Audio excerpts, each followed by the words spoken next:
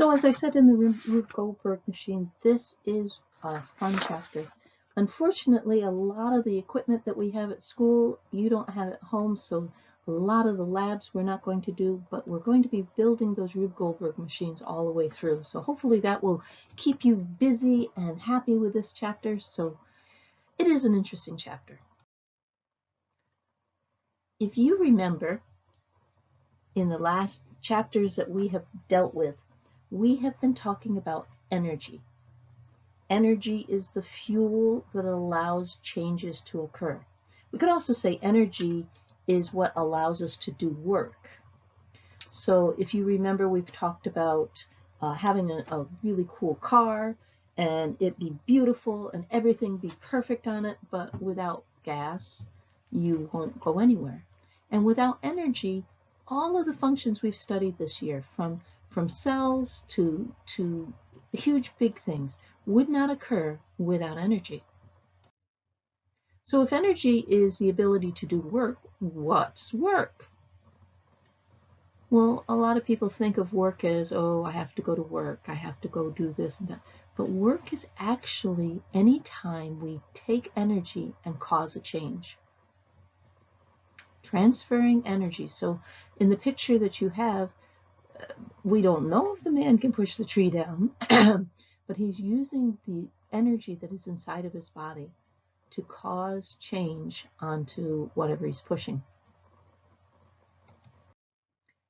So here's some examples of work. Maybe you don't think of soccer or riding your bike as work, but you're transferring energy. In soccer, you have energy inside of your body, and when you kick that ball, the ball goes into a different direction. Why? Because you transferred energy from your body into the ball. When the man rides the bike, as he's riding the bike and he's using the energy in his body to move the muscles and move his skeletal system, he's causing the pedals to move. The pedals are causing the bike to move. Energy is being transferred. And again, with the man raking the lawn, he is using energy inside of his body to move the rake. The rake is using energy to move the leaves. Energy is being transferred. That's what work is.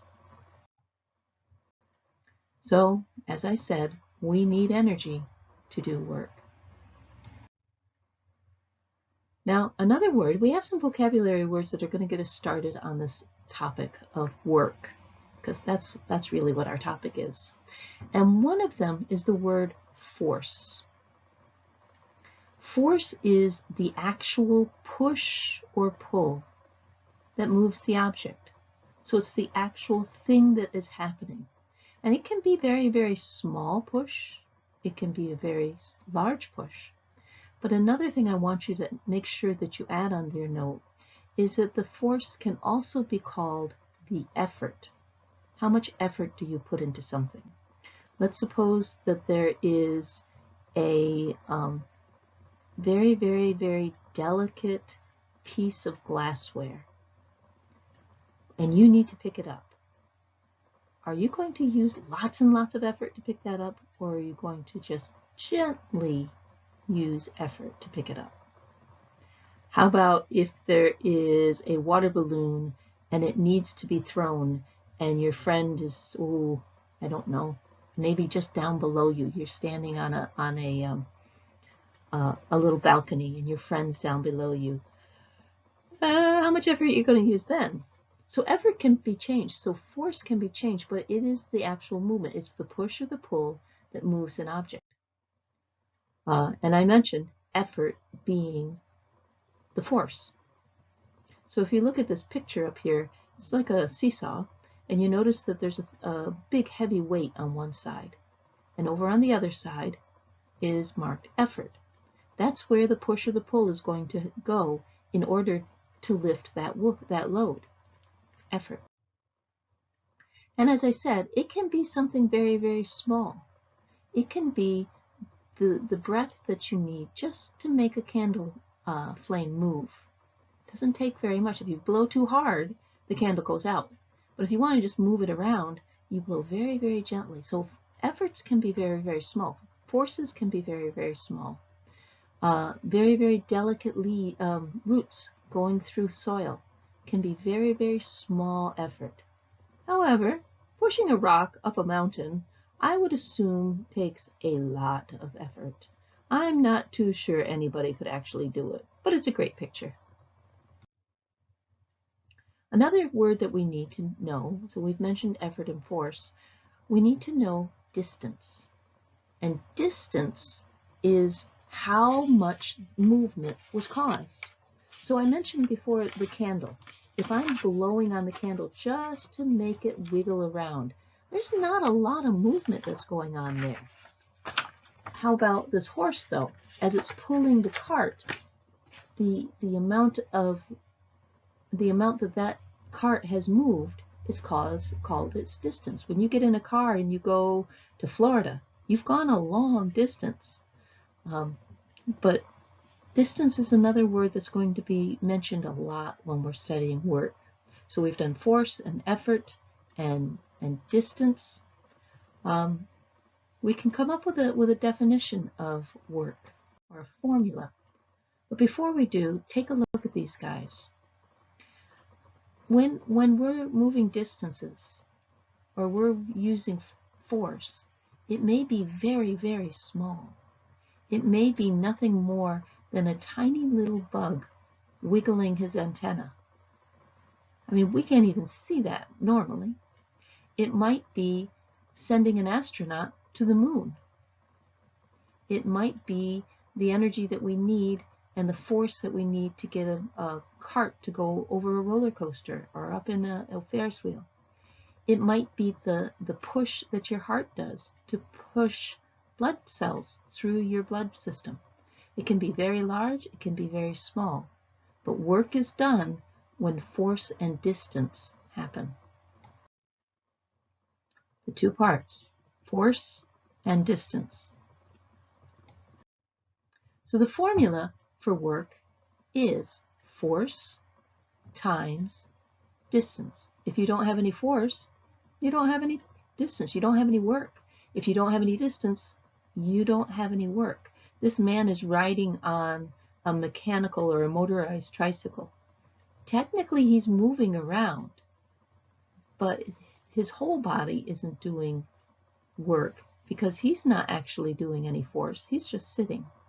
Now we could take this apart and say, well, yes, actually he's breathing, so there's work going on in his lungs, and it took work with his muscles to lift his arm, and I get that. He's not absolutely doing no work.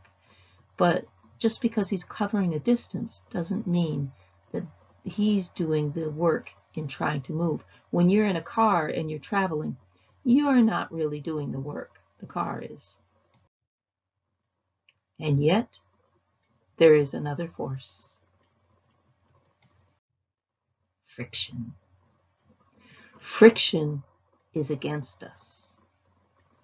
Friction is a force that causes the movement between two surfaces to stop or to be reduced. So if I have, I'm trying to think of something in the classroom that I have. Well, I'll go on to the next picture, that'll help. Any force that opposes our attempts to get work has a specific name. And friction is one of those, but that's not the name I'm looking for. The name is resistance. So all three of these people here that are attempting to do work are being resisted. The rock is resisting the person pushing it. The donkey is resisting the man pulling it. The other man is resisting from being movement. Anything that stops work, stops the attempt to get work, is called resistance. And friction is a type of resistance. So take a look at this. I knew I had some examples. Take a look at these two. All right, let's look at the slide first. The slide, thankfully, is photoshopped. Hopefully nobody would ever put a grater at the bottom of a slide. But when you ride down a slide, it's slippery. You are doing work. You're moving and you're providing effort to get down that slide. But what's going to happen when you hit that rough spot of the slide? Oh, it hurts me just to look at the picture. That's friction. That's stopping that child from being able to go any further. The rock is also being pulled by gravity downward, so that the man, even if he was strong enough to push that normal size rock, because he's going uphill, it's going to be even harder. And the two buckets, if you notice, if I were to go over there and push them, they tend to want to stay where they are. They tend to have inertia. Inertia is the property where things want to stay where they are. But I could push the empty bucket a lot easier than I could push the bucket with sand. So those things are resistance. The more resistance I have, the more I have to increase my effort to get any work done. That kind of makes sense. That door is probably made out of metal, and look at how tall it is. It's taking 3 of them to move it, and yet the door on the bottom, hardly anything. So the more resistance I have, the more effort. Well, I'm going to stop right there because you already watched a long video on Rube Goldberg, but we'll get back together tomorrow. See you later.